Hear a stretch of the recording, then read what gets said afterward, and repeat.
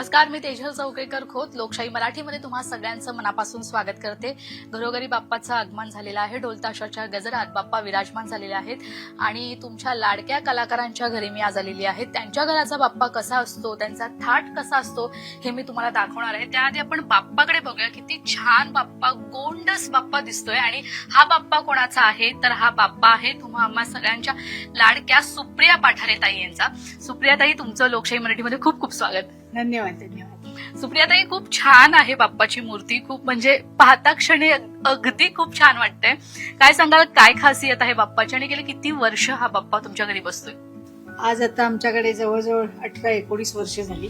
बाप्पाची खासियत म्हणजे आमच्याकडे इथे जवळच कुंभार म्हणून आहेत, त्यांच्याकडनं आम्ही आणतो.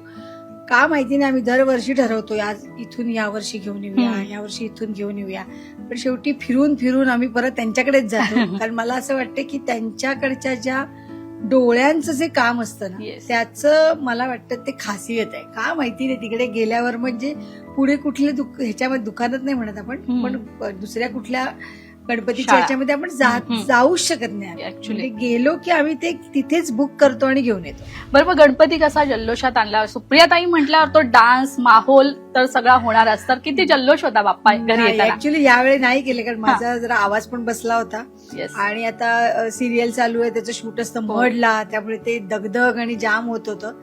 आता एनर्जी सेव्ह करायची तर मग संध्याकाळसाठी, कारण संध्याकाळी माझ्याकडे कार्यक्रम असतो. आमिर हडकर हास्य जत्रेचा, तो त्याचा अख्खी टीम घेऊन येतो आणि मग रात्री 9 वाजल्यापासून 2 वाजेपर्यंत आमच्याकडे भजन, गाणी, मजा, डान्स बिन्स सगळं चालू असतं. बरं, बाप्पासाठी काय नैवेद्य खास तुमच्या हाताने तुम्ही बनवलाय? मोदक तर बनवले असतीलच, बाकी काय खास असणार? खरं सांगू तुला, आता मला मोदक येत नाहीत. हो माय गॉड, सुप्रियाताईंना मोदक येत तिकडे तुला नंतर मी घेऊन जाईन. तिकडे माझी बहीण आहे छोटी स्वप्नाली, ती बनवते खास मोदक. बरं, मग खाण्याचं कॉम्पिटिशन लागतं की मोदक?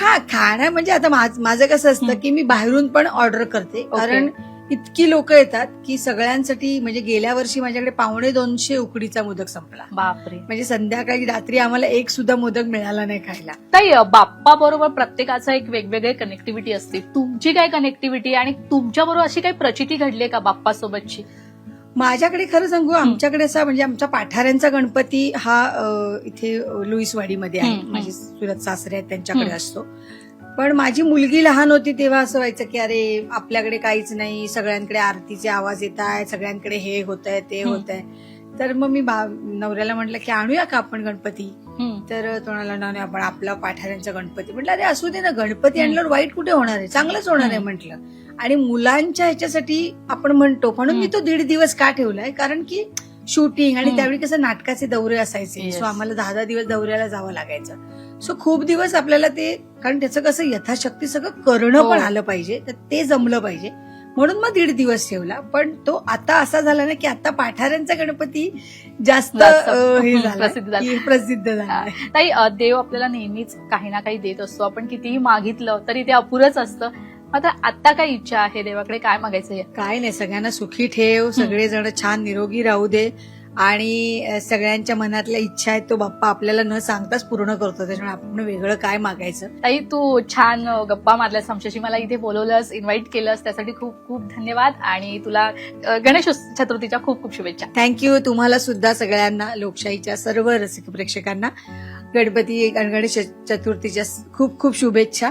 आणि खूप मोदक खा, कारण हेच दिवस असतात उकडीचे मोदक. आणि नंतर आपण म्हणतो ना कधीतरी करू, असं कधीच होत नाही, ते ह्याच दिवसात होतात. त्याच्यामुळे करा, बिंदास खा, काही प्रॉब्लेम नाहीये. गणपती बाप्पा मोरया.